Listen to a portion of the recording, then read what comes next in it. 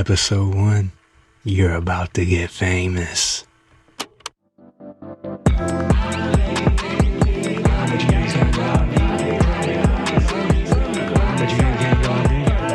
Hey, Garmy, come on, let's go.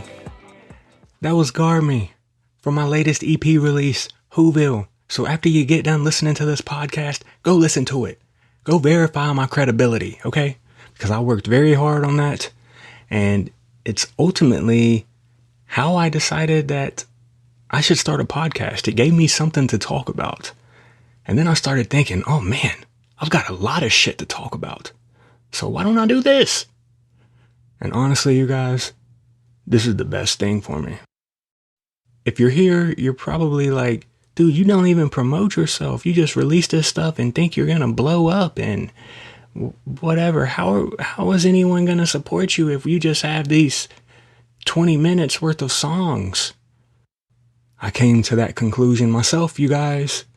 And I realized that I need to have a better way for you guys to interact with me and just in general learn about me, because I realized it's going to be almost impossible for a no-name music artist to just pop up and make a way for himself or just in general do whatever. Because like the music industry is so dominated by a few select individuals, and I know you guys are probably not going to prefer me over your favorite artist just based on a couple of songs. So I know that I need to give you guys more, but what you need to understand about me is I don't enjoy video forms of content. So I don't make videos and when I do post them on my social media and stuff, I don't engage with other people's videos. So I just make the shit, upload it, and then get off the app. Because to me, whenever I watch videos in a short format like that, on social media apps that they are has become the thing, is these short form videos. It just feels like people who are trying to get famous. And that's not what I'm about, really. I mean, of course, I named this episode, You're About to Get Famous, because I'm about to do some shit in here that you've never seen before, you guys. Bro, what do you mean? I listen to a lot of podcasts. I've seen it all. Oh, no. This is Who Is Music. And we're going to be making a little bit of music. It's going to be rough, I'm going to tell you, because everything that I show on here, it's going to be from a first take. And you're going to see how good songs are started. If you've heard me and you've listened to me dude, you're good. You need to do something about that. You need to become somebody. Maybe that's not what you think. That's what I think about myself. I hold myself to a really high standard, you guys, and I'm incredibly proud of this Whoville release because it was hard to do, especially doing it all by yourself. I told myself I really wanted to do this to at least give myself something to be proud of that I released, that I know that I worked really hard. Because I can tell you guys, I never worked on anything harder in my life than these 7 songs, just to release them and put them out into the world. And then to not promote myself and, put it out on social media, hey, go listen to me and check me out. Come follow me. That's just not something I could really, get comfortable with, because it just feels cringe to me. And I don't post a lot on social media. I'm a very reserved, introverted person, but that doesn't mean that I don't have a lot of thoughts and that I can't talk about a lot of shit. That just means that I don't want the burden of having to be a social media personality, because it's impossible to become someone nowadays without a social media, without people being able to discover you some way or somehow. And in general, like podcasts have become the new form of content. Like I listen to more podcasts than I do music, to be honest. And I'm pretty sure most of you guys do too.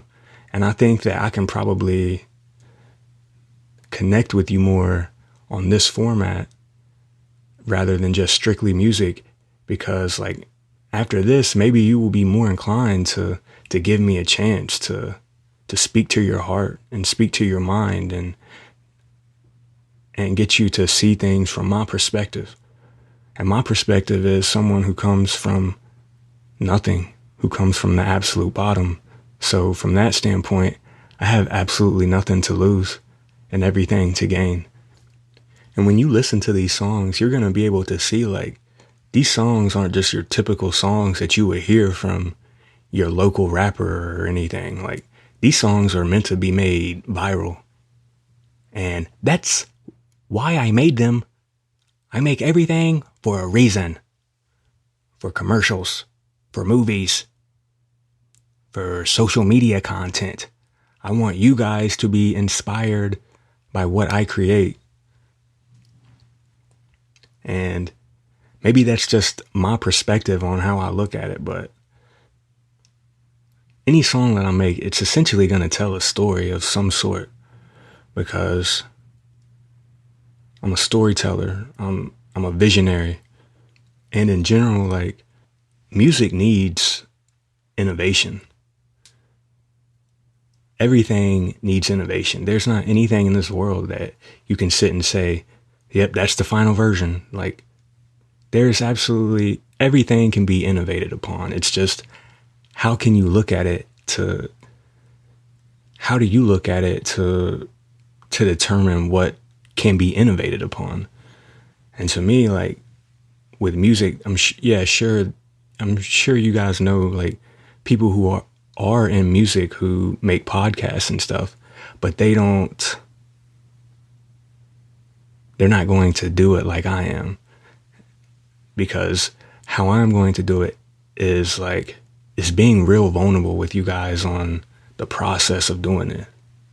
And I don't know, like the beginning episodes, they probably aren't going to be, the music process aren't going to be good until I get you guys' feedback and you tell me like, how do you want this? Because I'm only going to tell how it's going to work is I'm going to pretty much like freestyle for you guys, and you'll see like at where I can build off of and whatnot. And then I'll talk about it after the song is over, like at certain points in the freestyle. But maybe you guys will want to be like, okay, well, tell me what you did next. Where did you start from after you did this? Where did you do it again? How does all of that work? Maybe that's what you guys want to see, but I want to just first try this and see, is it unique? Duh. It definitely is. And do you enjoy this? Someone who is opening themselves up like this, because all of this shit means the world to me, you guys, because I realize my potential. Like this is what I should be doing. I'm not meant to be just someone working at some 9-to-5, slaving away and doing nothing. Like I'm meant to help shape the world, you guys. That's why I named myself Who Is He? Most people would probably name themselves this and be like, oh man, I got a cool ass name. I'm going to release a couple songs and I'm Who Is He forever. But you know, for me, I looked at it as like, I have to live up to this name because there's a reason no one had claimed it before me. And I had to take it a step further and add ho in there just to give you guys a different perspective on how I look at words, because I'm a linguist. Is that a word? A linguist? Linguistic? I don't know, but I love words, you guys. And I love stories, and I love I love people. I love humanity. And I love myself. I love what I'm able to do. But it means nothing if I can't find a way to connect with more people. So, what are you going to talk about in this podcast, bro? Get on with the story. Well, I'm going to be talking about a lot of shit, my bros and my gals, all of y'all out there. I'm talking about good stuff. But in this first one, the main point that I want to talk about is Whoville. I'm not going to talk about every song in here specifically, but I just want to talk about the main ones and what they mean to me, what inspired me, how did it all come together. And I'll tell you stories about each one that I do and my thoughts and opinions on different things. And if you know me, you know I have a tech background, so I'm going to always try to bring some type of tech talk or innovation or blockchain idea to put forth in front of you guys, because the more people who become aware of the potential of this technology, the more pressure we should be applying on legislators and people to pursue the potential of this shit further. Because I'm telling you, this crypto shit is real, and but this crypto shit is its own aspect, is what I'm saying. The real thing is decentralized applications. And I know people who are really in the industry, they be like, well, your ideas, we can't build that shit yet. That shit's hard to do. Well, yeah, it is hard to do, but that's why we need more people doing it. Well, why don't you do it? Well, because I'm just a single individual person, and it's not what I'm best at. It's just something that I know and understand, and a way that I can help. Because you guys will see, this is what I'm good at. This is the best thing that I can do for myself right here, is to pursue this. So Whoville, I can't start talking about it without talking about the first song on here, which is Suit and Tie. And what I want you guys to know about it, this song just kept evolving into something more. And until ultimately I figured out the story that I wanted to tell with it. And that story is that I'm a voice actor who is doing music. And that's where the chimichanga part comes in. You can see that in a span of 10 seconds, I'm sounding like SpongeBob, Squidward, Patrick. And in my opinion, that's the most iconic cartoon that's ever been made. Because if you just poll everyone in the world on cartoon characters, I bet you SpongeBob is probably the one that most people would be able to identify. And I kind of consider that the baseline of voice acting. If you can mimic your voice in styles like that, then you're able to do it. But as soon as I started making it, I knew on any type of EP or album release, I was like, I want this song to be the first song. This shit is hard. And I need to grab you guys' attention from the beginning. Which is why I have this cassette theme, that's mine now. Because if you see someone else do it, you'll be like, oh, he's copying Who Is He? He wants to be Who Is He? But listen, bitch, there's only one me. And there's billions of you guys. You're regular. I'm irregular. So what did you mean by drunk driving? No one really cares about it. Everyone judges you by popularity. I'm going around them. I'm leaving it out there. Ooh la la, I'm a bad one. Well, people just want to become popular, and I think they often think that music is the best place to do that. And in some instances, it probably is, because like it's just easy to make a song and just release it. And it's even more easy if you have people who will help you make this. But I haven't. I've had to do it all myself, and that's what makes this project even like more great for myself, is that because nobody is going to want to help you for free when they could be helping themselves for free. And I'm going to be bouncing all over the place because, I mean, this is a podcast and it's my podcast, so I can kind of do whatever I want. But I want to talk to you like I want to tell you about how I first got into music. So I have a tech background, right? I went to school for computer science, and the day that I wrote my first song was the day that I got offered a job that most people would be like really proud of. It was making $75,000 working from home. And to most people, that's a real accomplishment, because I know people who are like making $50,000 a year and have to go to work and like bust their ass and heat and be told and bossed around by somebody.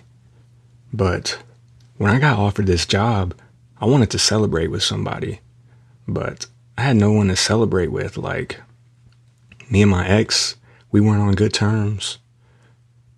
Me and my friends' relationships was deteriorating for one reason or another.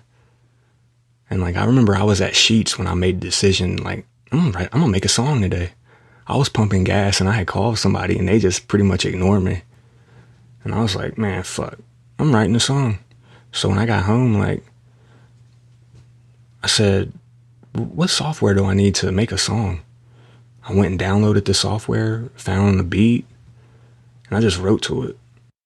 It's called Message in a Bottle, and I'll play it for you guys. But what I want you guys to understand, like, this is really the first version. Like, I didn't do anything. I didn't add any effects or nothing. Like, and the music that I recorded before, like on Whoville, it's on a different mic. But this mic that I'm podcasting with, like, this was the mic that I used on this song. So just be mindful of, like, this was my first song.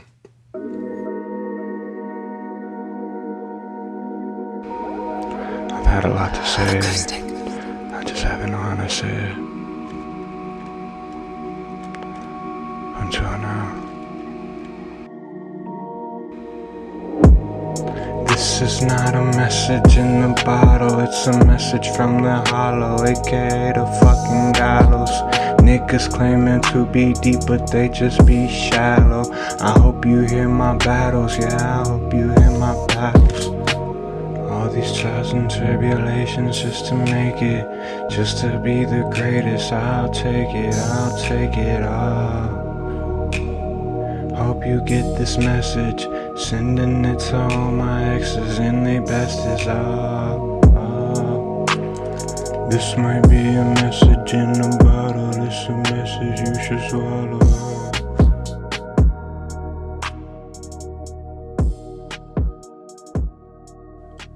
And for someone's first song, like, that's pretty good, right? When I first made it, I showed a couple of my niggas who had made music before, a couple songs, and have done things, and they were like, dude, this is your first song? This is so good for someone's first song? And I paid more attention to it. I'm like, fuck, you're right, this is pretty good. And what more you need to know about my whole music journey up to this point is, like, I've pretty much been making music now for 3 years, as in like writing, releasing stuff and whatnot. But genuinely, for the first 2, like, I didn't care about anything other than like what I was saying. What I was saying impressive? Is it fresh? never been said before. And I didn't care about any of the things that actually go into making music, like reverb, compression, and EQ and all that shit. Like, I didn't care about none of that. I just wanted to say impressive stuff. And then ultimately, one day, I'm just like, man, how can I make myself good? And what really changed that for me is like when Chat GPT came out. I think version 3 or 3.5 was the one that really helped me out, because it allowed me to go and like understand everything in music that I didn't know.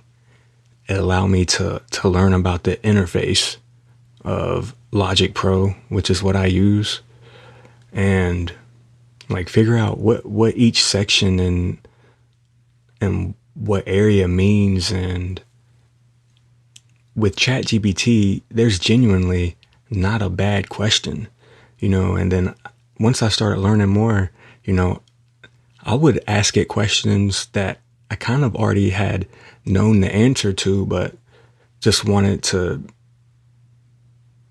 like confirm my understanding of it and then just be better at it. So from that point, like, I know that some guys or some people are like probably afraid to ask the questions in like real life of like maybe your job or school, because they don't want to be like mocked or teased or think that their peers think that you just asked a dumb question that you should know the answer to, because everyone's knowledge level is different on different subjects. But things really started to click for me on how I wanted myself to sound and how I want my stuff to be put together after I released Lightning and My Queen, because I learned a lot making that song. And then after that, I pretty much made the decision, like, yeah, I'm about to start making this project that I want. I had already accumulated like many songs that I could work on. And I originally wanted this project to be 10 songs, but I'm someone who has ADHD and OCD. So having 10 songs and bouncing back and forth between each one and just adding bits and pieces to each one and then switching to another project, like, I started to feel overwhelmed, and to the point where like I just wouldn't make any progress on any songs. So once I gave myself the mindset of, okay, 7 songs is what you can do, I just buckled down and did that. And I really treated it as a school assignment, you guys. Meaning like the first thing I needed to do was give myself a deadline. And my deadline for myself that I made to have everything submitted was February 28th. I wanted it to be submitted before March started because I wanted it to come out in the first few weeks of March. And then I looked at it as like, imagine you're in a semester and you're tasked with make an EP and release it. Like, that's your final project and you'll be graded on it. I first wanted to make sure I passed. And I definitely did. And then I wanted to see what grade would I get. Well, I didn't get an A because I would consider an A industry standard. So I would give myself a B plus or a B on everything else. But you have to look at the criteria on how you would be graded. Your lyrics, your production, your ad-libs, your uniqueness. And since I have like shitty equipment, that's why I've always focused on my lyrics mainly, is because I have shitty equipment. Like, everything on Whoville that I made It was made on a Audio Technica mic, a Scarlett interface, and a shitty computer. And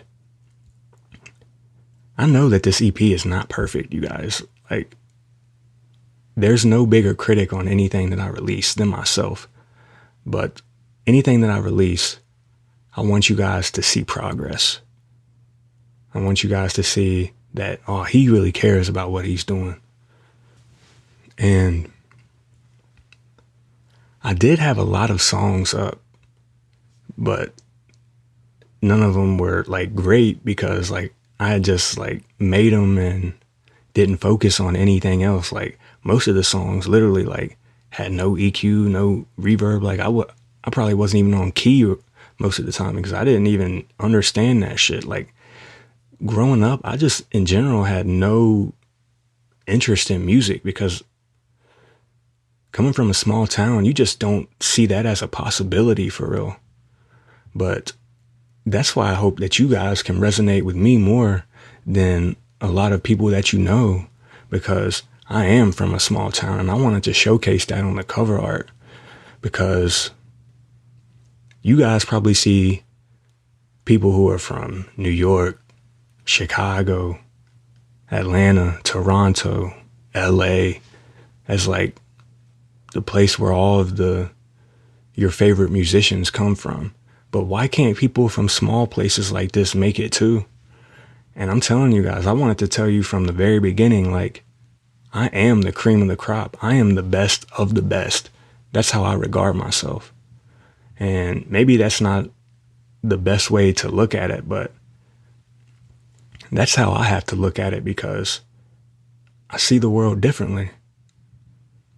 I see it from the standpoint of someone who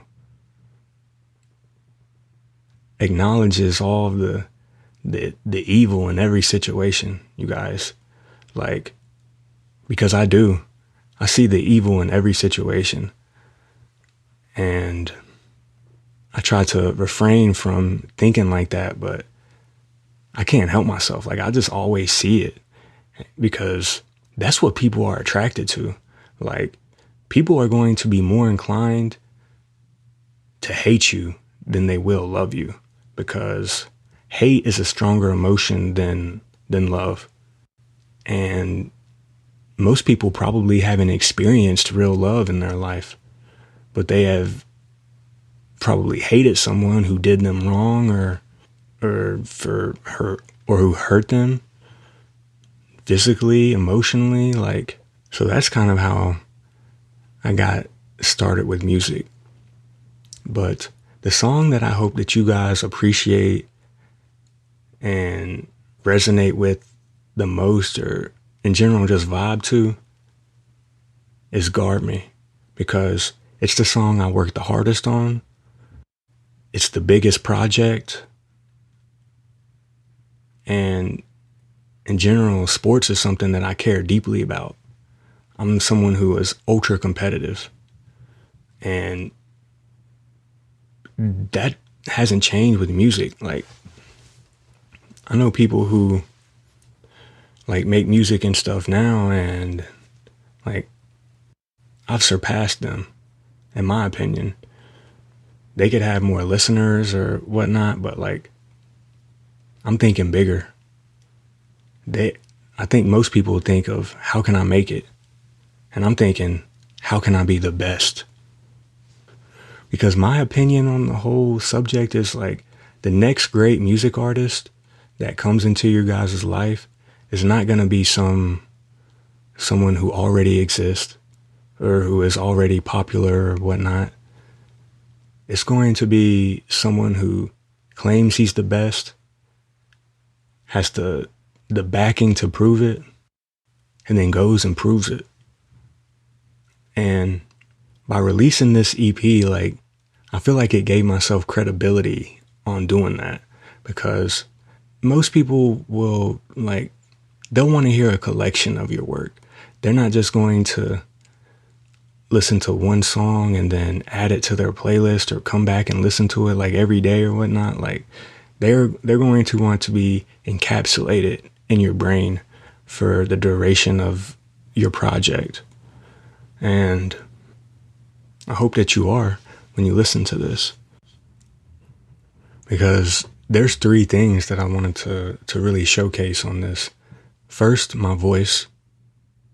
Second, my personality. And three, my potential. Because I hope that you guys think like, damn, he did all this on that shitty computer and that shitty equipment. Imagine what he's going to be like when he actually gets all the shit he needs and a studio and engineers to help him. Because that's how I feel. Like, when I get that, like, my shit is going to be outstanding. Now it's just good, but I want to be outstanding. And I don't want to be outstanding in the middle of the rain, okay? I just want to be outstanding. But yeah, guard me. I love sports. And it's a phrase that is used so commonly in every sport almost, is that this person can't guard me. And I knew from the beginning that it was going to be guard me, but you don't know everything that you're going to say in it and whatnot. Like, in almost every song that I have, I probably have 2 or 3 versions of every part, because I just want to be able to tell the most cohesive story. And I always try to go into a song making by rewarding a listener for making it to the end of a song. I always try to make the ending the best part of the song. So, and I think that Guard Me probably has the best ending, you know, because it's a barbecue chicken alert. Barbecue chicken alert. Barbecue chicken alert. Are you checking the what? Are you checking the right? Or you checking me out? And, you know, to put that into a song and, you know, equate that to playing pickup basketball, it's cool to me. And it's unique, and, you know, you can see this shit anywhere. And I haven't mentioned this yet, but this is the real kicker. I'm selling each one of these as one of one NFTs, ownership, full rights ownership, every song. Well, what does that mean? Well, that means the owner has full access to the project and can do what they want with it. Because this is the side of music that I don't enjoy, is music promotion. Because I told you guys I'm introverted and I don't like putting myself out there like that. I just want to create and not have to worry about this. And I don't have a record label or a music studio backing me or anything. Like, I just want someone to see this and think, how can I use this for my financial gain? And I'm selling each one for $1 million a piece. I know you guys are probably thinking, fuck, $1 million, bro? Nobody's gonna buy it for $1 million. Well, they don't see the vision for real. And honestly, like, $1 million is lowballing me on this and everything that I'm capable of, because this is just a start. Whoville is just a start. I'm capable of so much more. And by getting the money for these songs, like, it will allow me to pursue everything that I want further.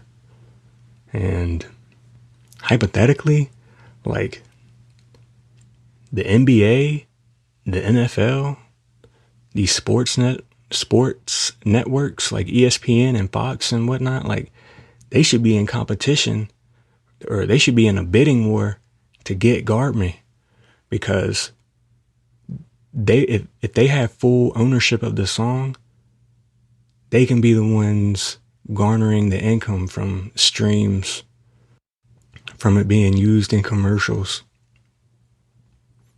and people making videos with it.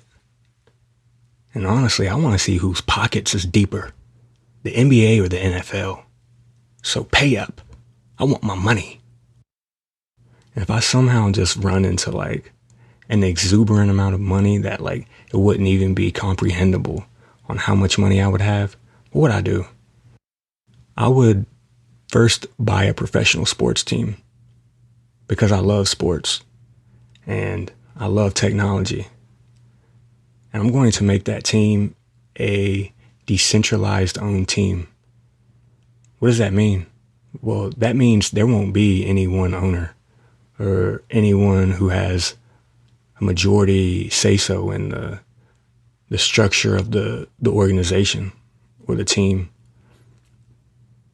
Like I give myself 25% ownership. I give the population and fans of that team 50% ownership. And I'd give players 25% because that's what's missing from sports teams today and contract negotiations and the CBA, because this is what you guys want. You want ownership in the team that you play for throughout your career.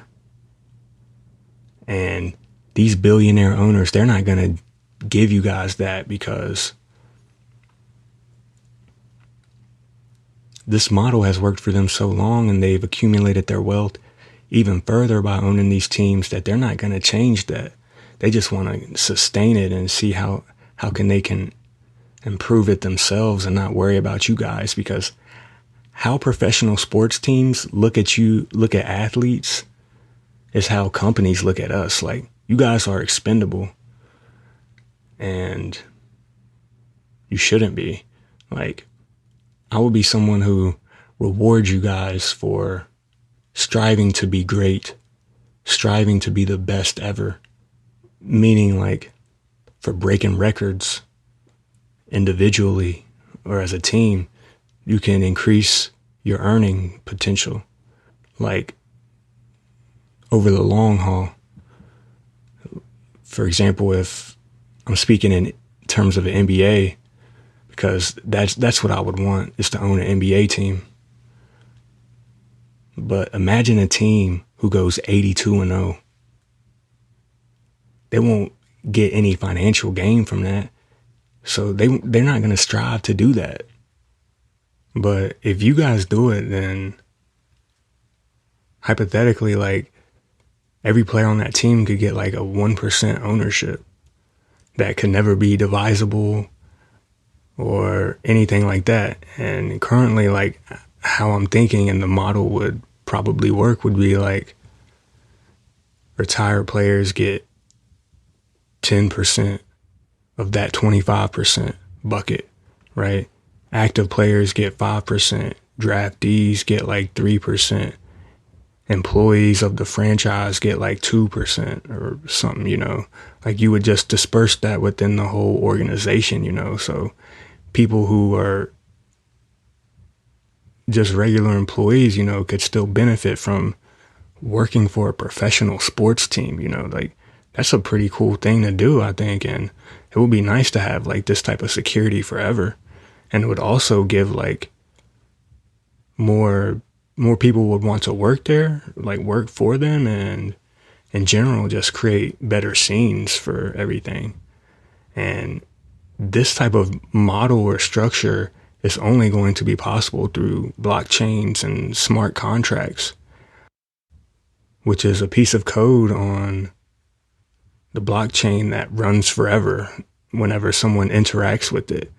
So there's no like intermediary who oversees it or has to look at any transaction that goes through. Like, if it's just programmed the right way, then it'll just do it automatically, you know. So whenever a ticket gets sold, like, it could just be programmed that 5% of that ticket sale automatically goes to the bucket. But I see the vision behind it. And this is why, like, I was late to starting to make music, because I needed to learn a lot more shit for myself. Like, you see, I told you guys, I didn't make music until I got offered that job that I considered pretty good. And in my mind, it just pretty much told me, like, okay, now you have security. Now chase your dreams. Be yourself and chase your dreams.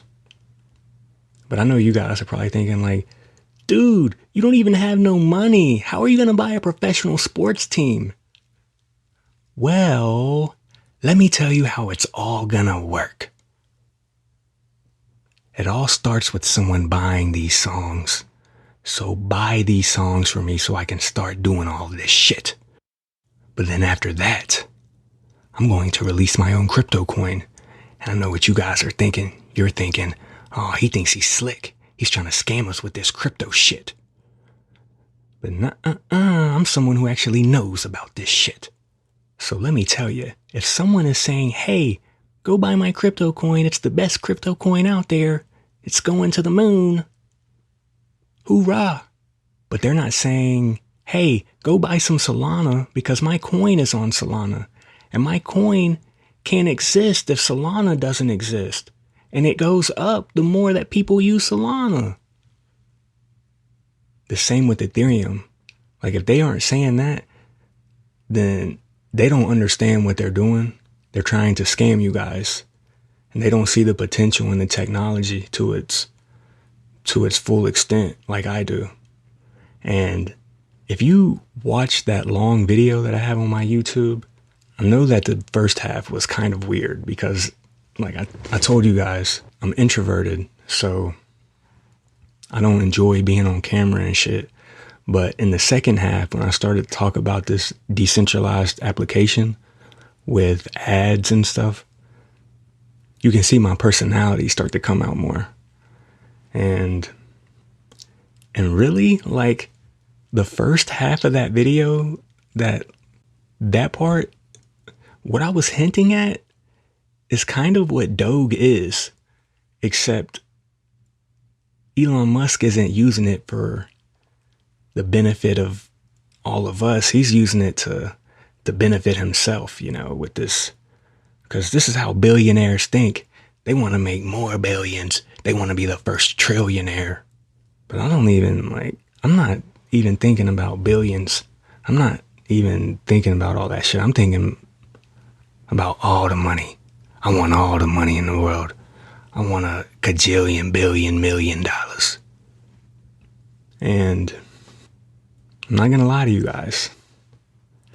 It's pretty clear that Donald Trump was the better candidate this year over Kamala, because the Democratic Party just really set her up for failure by not allowing Joe Biden to step down sooner and allowing an election to be held on who should represent the Democratic Party. And in general, like, their views and stuff have been so skewed lately that's why people kind of shifted to Republican votes. And ultimately why Elon Musk decided to support and endorse Donald Trump, because he thought that he was the easiest person that he could manipulate to do what he wants, because he's a businessman and I'm a businessman. And turns out he was right, because he is essentially doing anything that he fucking wants to right now, you guys. So essentially, you didn't vote for Donald Trump. You voted for Elon Musk. And I was a fan of his, for real. Like, if you go and look at my tweets, there's like, sometimes I'll call him dad, like a long time ago, just in a joking manner, obviously.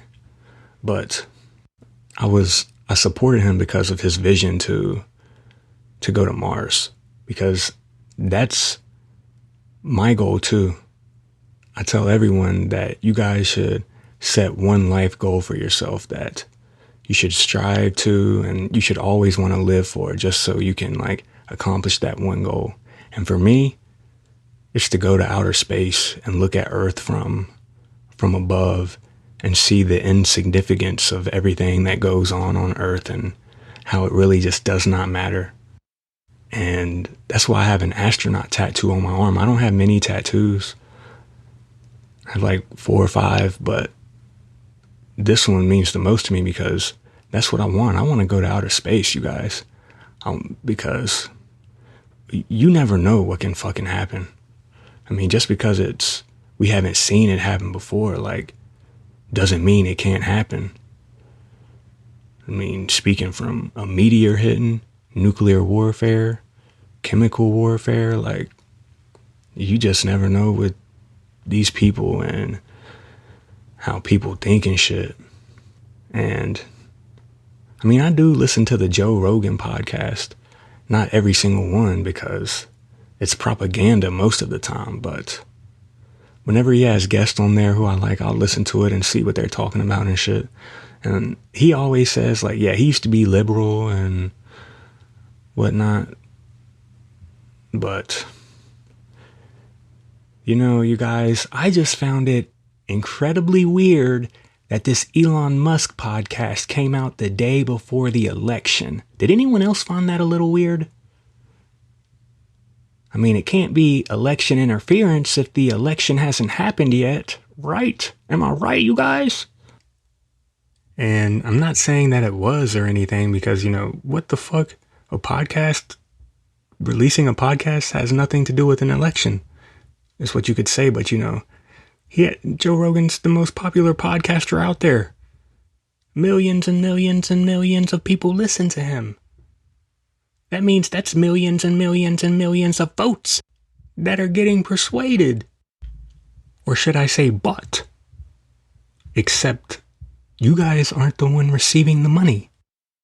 But in general, that podcast coming out the day before the election really got me thinking. I bet you Elon Musk offered him a lot of money to do that podcast. How much do you guys think he offered him? I'm going to start the conversation at $50 million. I'm going to role play as Elon Musk. So, Joe, fucking annoying ass laugh, stupid fuck shit, damn bitch, hoe, cunt. What's the most you've ever been offered to do something, Joe? Because what I want you to do is I want you to double that and then triple it again. And if you want to ask for a little more, well, who am I to be the judge of my wealth? Who am I? Well, I did get offered $30 million once to eat a bug on Fear Factor. I said no. But come on, you guys. He definitely paid him. He paid him in Bitcoin. You can't trace it. You can't see who sent it. But I bet you if there are some smart people who are listening to this podcast and they understand how to block explore with Bitcoin, I bet you if you go and search within a 24-hour period of that podcast being released and set a threshold for the top 10% of Bitcoin transactions for that period, I'm pretty sure you will find the one that is Elon Musk, because it's very easy to send, you know, and he probably only paid $10 to $20, if that, to send all of that money in one transaction. And you guys are probably thinking, well, duh, dude, this is Elon Musk. He's the richest man in the world. And that's exactly why it was probably more than $50 million, you guys. If I was Joe, I'm asking for 250, $250 million. Disperse it out over 5 years, 10 years. I don't give a damn. I want my money. And he's already started to see the consequences financially of him wanting to become so political and to help his own agenda with this Starlink shit. Because that's kind of, I'm equating that to why we've had so many airline fatalities or issues this year alone. You guys, like, I don't ever recall this many airline things happening in such a short period of time like this in one country, in the best country in the world. Come on now, wake up. And I am a supporter of Starlink, because what Starlink will allow us to do, it will give devices internet access instantaneously. So meaning, like, we won't need to pay $50 to $100 a month to a cell phone carrier or whatnot to give us internet access. And that would be much more advisable, just pay an extra $100 when the product is released and you gain permanent internet access. Maybe it's not Starlink who will ultimately be that company, but there's no competition for it right now. So that's what we have to do. But him wanting to inject that into everything else is like, I don't know, seems weird. And eventually it's going to be possible or feasible even that elections will be all digitalized on the blockchain, as long as they program it correctly. And hypothetically, if they want to be real businessmen about it, you could sell your vote. And hey, if someone wants to offer me $1,000, I'm voting for whoever the fuck you want me to vote for.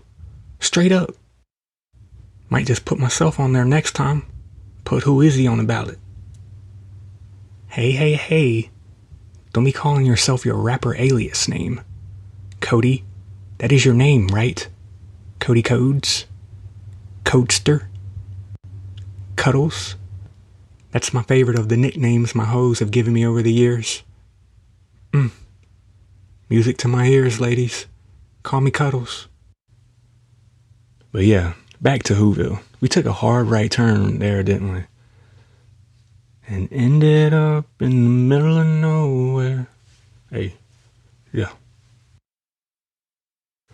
I'm not going to talk about every song on here. I'm just going to talk about the ones that mean the most to me and kind of the story behind them. So I've already talked about Suit and Tie and Guard Me. I'm going to talk about Ken and Kenya and May 11th or Yedinashte Demaya.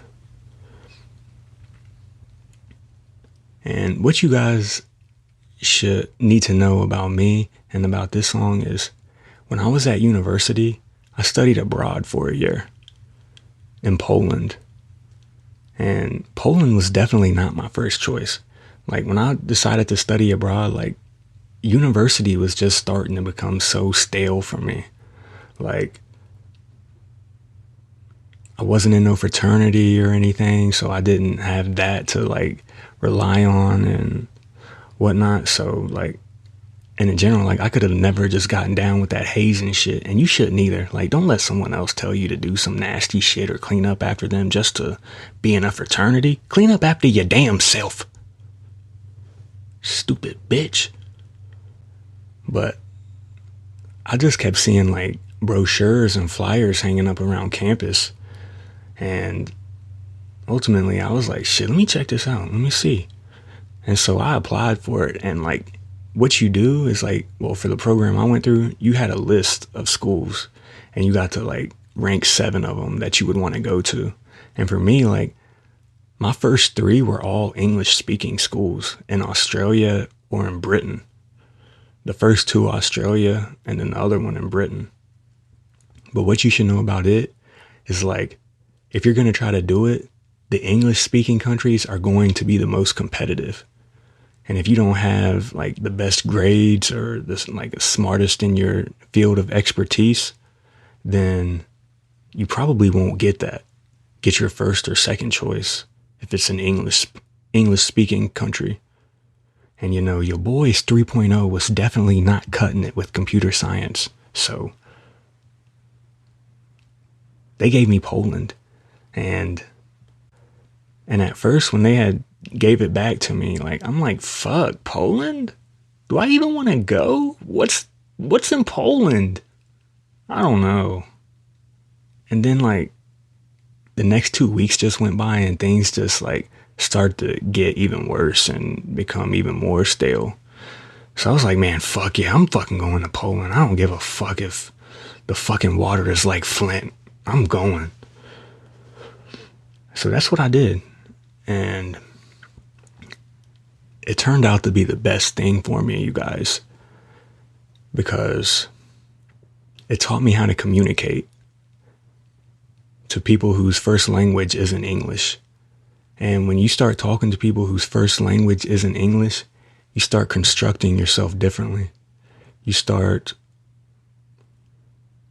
saying the same thing that you would normally say to one of your boys or one of your friends, like, but shorter and slower, and you become a better listener because I mean, everyone has different accents and their level of English isn't all the same. And so when you immerse yourself in people who are like that, like, you really learn a lot about yourself. But when I studied abroad, like, a part of it is like when you go to your country, you get a buddy, right? And this buddy is someone who's from the university, from Poland, and they kind of help you throughout your life there. And they can help you, like, if you need help on where to go, filling out papers or whatnot. And my roommate, he was flirting with his buddy, and he, like, had convinced her to go on a double date. And he brought me, and she brought my girl. And that's why in the song I'm like, met him on a blind date, because that's real, you know. And we met on a blind date, and at first, like, she was much more interested in my roommate and her friend hooking up and doing stuff rather than being with me, because she knew no English. And I mean, like, no English at all, you guys. Just basic hello, hi, bye, okay. And the next part is like, what do you say? I need to translate. Because after that, like, we went on a few more dates, but her friend and my roommate's buddy, like, she had to come with us just so she could translate us talking to each other. And it was so weird, you know, like, having to have a middleman to talk to someone. And, you know, I'm sitting there being funny, making jokes and stuff, and her friend is laughing. And my girl, she's like, in Polish, like, what did he say? Tell me what he said. And, like, getting, like, jokingly angry, you know. So that's where that part comes in. And ultimately, we get to the point where she doesn't need to come anymore, because now we're, like, using translator more frequently when we're hanging out. But what changed is, like, she just learned English for me, you guys. And I don't know what the best thing someone's ever done for you, but this is definitely the best thing someone's ever done for me. To learn a language just to speak to me. And so from that standpoint, like, that's why she'll always have a special place in my heart, from that time period and just what she did for me and everything that relationship meant. And in general, like, this girl is, like, a very different girl, you guys. And another way that I can attest to that is her buddy, or my roommate's buddy, her friend, she turned out to be a famous Polish author for, like, a series of books. And, like, I had no idea. I had just looked her up one day, like, just wanted to see how she was doing, because, you know, like, I was cool with her too. And I wanted to look her up. And I seen, like, these awards that she had received from books that she had written. I went and looked up the books. I'm like, holy shit. Like, literally jaw drop. Like, I could not believe it. And, you know, I have photos with her too, and from when we were all together and shit. And I'm not going to say what books it is, but, like, it's a very popular book series in Poland. And, you know, obviously this girl had a huge impact on her. This girl meaning my girl, because they were best friends growing up and shit, you know. So a lot of her situations that she been in, she experienced it with her. And I know you guys will probably see that I had made a version before, but, you know, I told you, this was just, like, the first 2 years I didn't care about quality wise. I was just wondering about, is what I'm saying good? And what I said good in there? Yeah, it was good, but it wasn't the best song. And it also wasn't as relatable as I wanted to be for her and for me. And I think in this version that I really did that. And I hope she thinks so.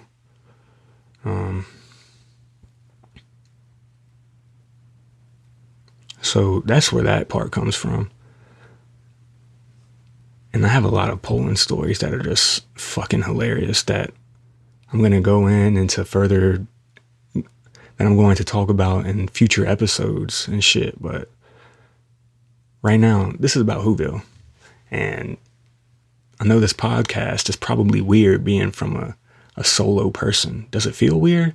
I don't know. I don't think that I've listened to a podcast with a solo person. They've always had guests and shit on, but I'm not in a position to have guests on here. Like, I need to first release a few and see like what happens with this shit. But ultimately, of course, I would love to have guests on here. People in the music industry mainly. And if I do get to the point, I'm always going to get whoever comes on here to show me and show the world the first song that they created, and to see like how they seen the potential in themselves to get to where they were at and to realize their potential in music. Yeah, so back to Whoville. The last song I'm going to talk about is Ken and Kenya. And this phrase has kind of always been something that I've used jokingly with like my family and stuff and friends, just talking about like roots and whatnot. And really, like any black person has roots in Africa. Like that's where all black people come from. So I really wanted to give love to African countries that don't get the respect that they deserve, And also just another way to showcase my personality. And by tying everything back into, Wakanda and the signature pose of Black Panther, like, it means the absolute most to me. Meaning right hook, left hook. And I'm going to tell you guys, when I first thought of that lyric, like, I just broke down and started crying, you guys, because it's perfect. It's a perfect lyric to encapsulate a pose, to encapsulate Africa. And that's why I did it on the cover, because it's probably the lyric that means the most to me on this whole project, because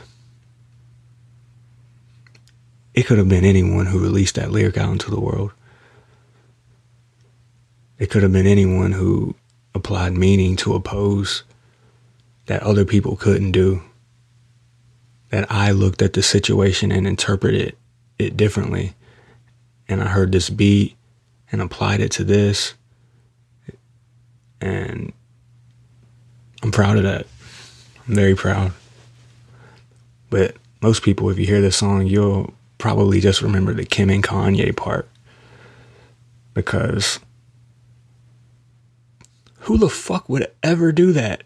Besides, who is he? Well, that's a good point. And that's kind of why I can do it, because I don't have shit to lose, like it definitely shouldn't be interpreted as a diss or anything to Kim or Kanye, because they're some of the most gifted people who've ever walked earth. Like Kim is a woman's icon. She has her own show, her own brand that's affiliated with the NBA, tons of other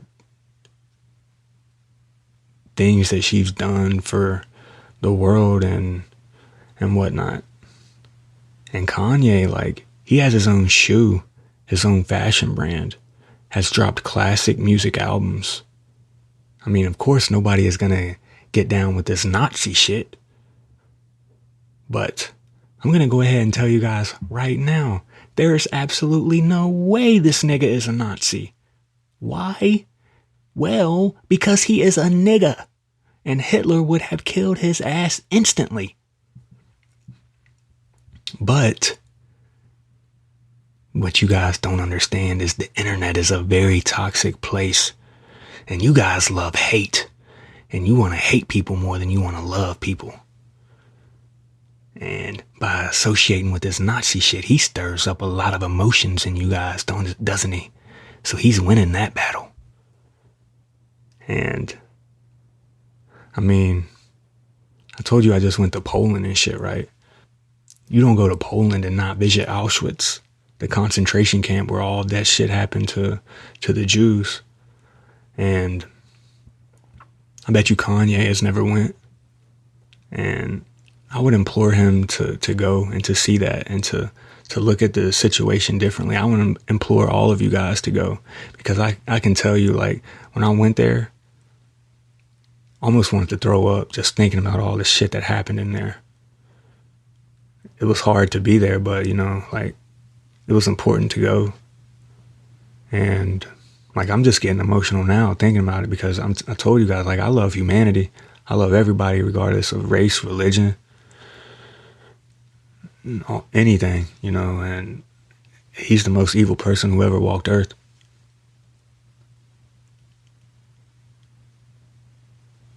And really, like, that's why I would want Kanye to be one of the first people to come on here. I know you guys are probably thinking, dude, Kanye West, he's never going to come on your podcast, bro. Why not?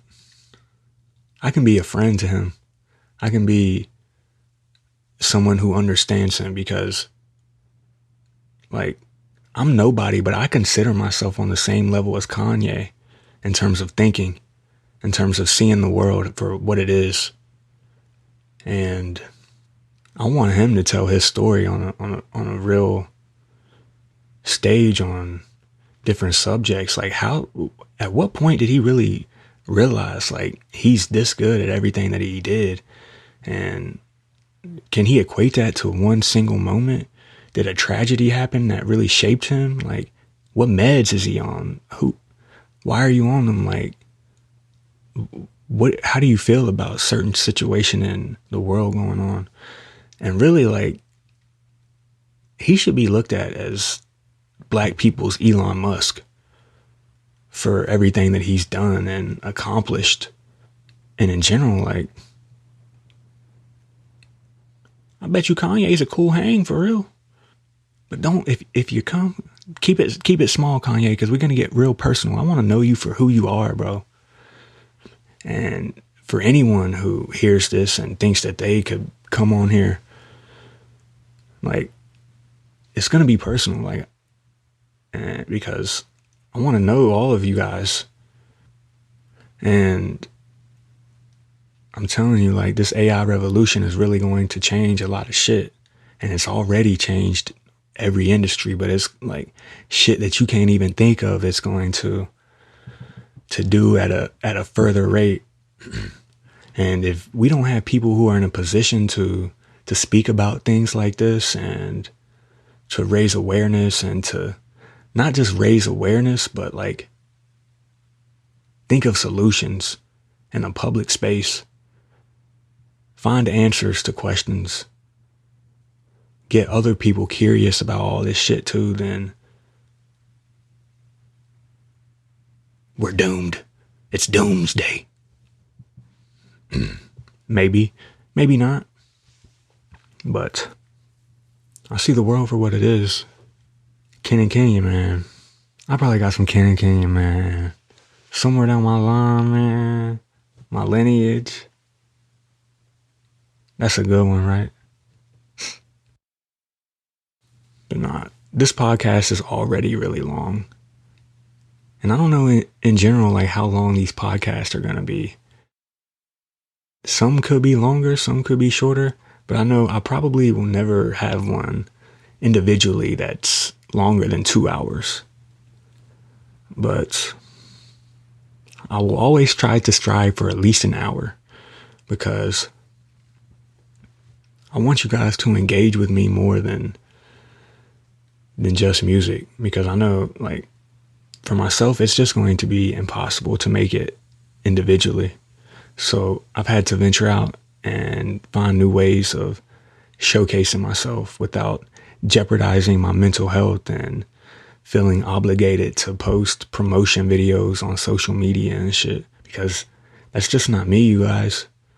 And that's why this podcast is not in a video format right now, because I'm not in a position to want to do all of that myself, you know, like recording myself, creating the video, syncing the audio and the video from two different input sources. Like, that's just not something I want to do, along with working on music, because, you know, I'm still doing this every day.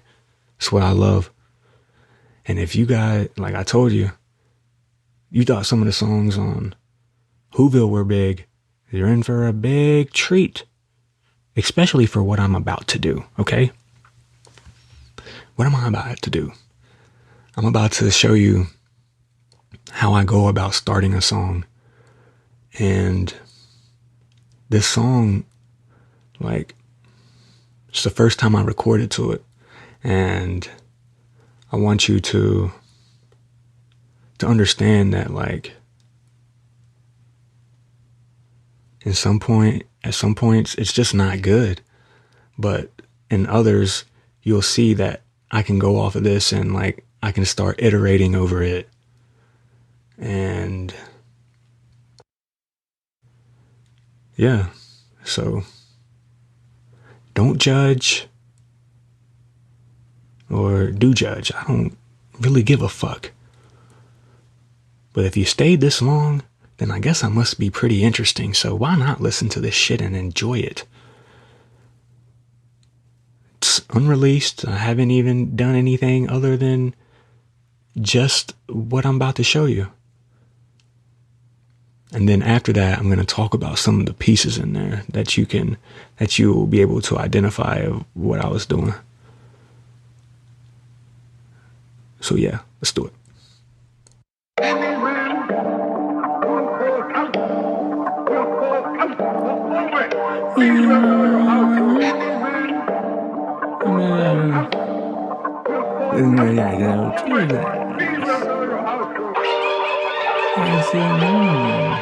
Gotta speak endeavors, you know that, right? You know? Oh, guys, he's him. Who is he? He your favorite rapper. He your favorite trapper. He your favorite traveler. He the time traveler. That's when me and my ex watch. Me and my ex will play Xbox. That's my ex on X watch. X here. XX. XXXX. I told my text me about it. Send me a text about it. I tell her that's no big show. This is a big show, and this is a free throw. And I pull up on the bench and have it on a sit throw.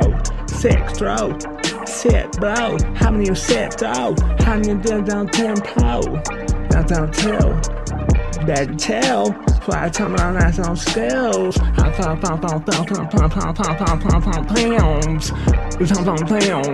And put on them down. I'm putting on them rims.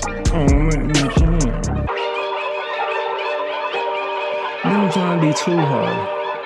Don't be too hard. You feel me? Because I am too hard, then you won't be able to copy me. Because you can't. Sorry. Not sorry. I do what I want, not sorry, yes. I'm having to have some scholarly, yes. I'm gonna have no scholarship. That's what you do, nigga. That's what you are, pro, nigga. Fuck with me and I pull it. You fuck with me and pull it, nigga. Ha, pull shiesty. Bring a nigga down, bow nicely. Fuck some dope. Sound on two, sis. Sound on two. That's our scope, skip. That's our soup, sit. Wrestle.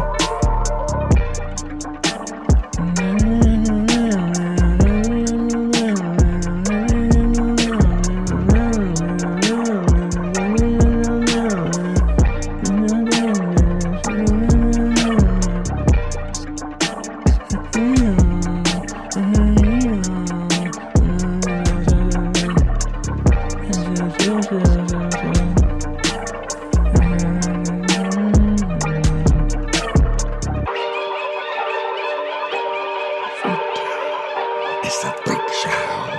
It's a freak show. It's a freak show.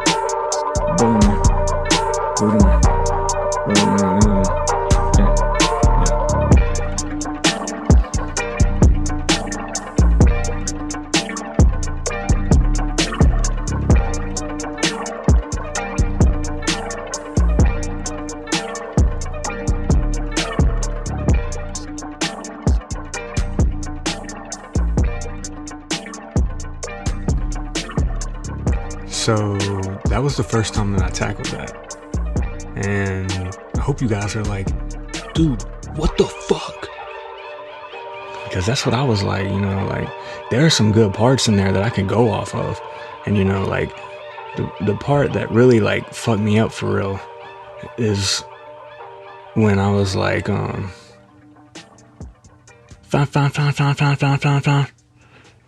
Because I knew that shit was hard when I did it. And that's why, like, I just, like, fucked it up after I did it. But, you know, like, if I go back and do it, then it won't be like that, you know? And so, and, you know, like, when I had near the end, the various deeper levels of saying freak show, I would have probably replaced that with, like, saying it how I said it when it switched into the verse, you know? And, you know, this doesn't have a hook or anything because I'm just freestyling, trying to find different parts in the song and things that I can go off of. And near the end, what you can see, maybe you could see it, or at the end, when I'm saying, like, who's the main, Boogie Mane, Gucci Mane, that's what I'm saying, is trying to find the right structure of who the main, Gucci Mane, who the main, Boogie Mane, Gucci Mane. And, like, ultimately it's just a process to figure out which sequence of words should come first. And, you know, like, where should I start on that? Would you guys want a real version? Should I really make that shit?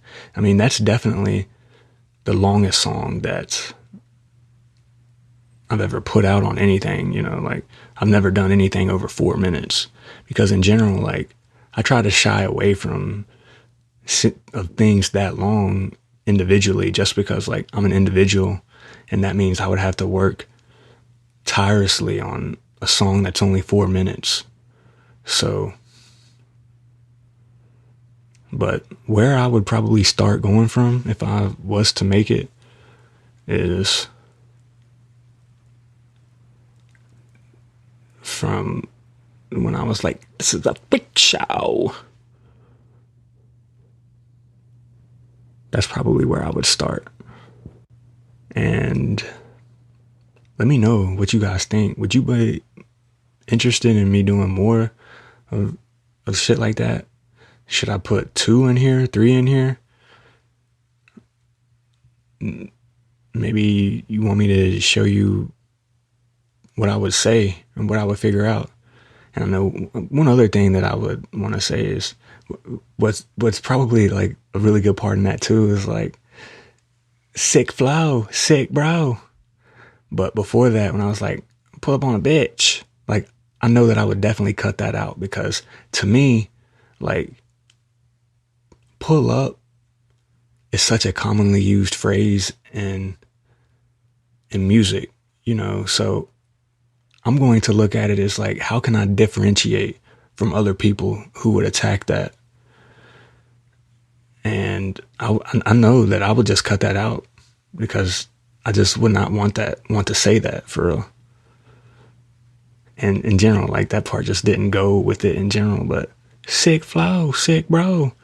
That shit was pretty hard, right? But you can kind of tell like that's what I'm saying, but you don't really know that's what I'm saying It's just, that's what it sounds like I'm saying. And that's ultimately how good songs become written. It's by doing this over and over, traversing a beat over and over, finding what you want to say, finding the story, the full story. And I hope you guys appreciate that. Me being vulnerable with my artistic process and my artistic vision on how music is created.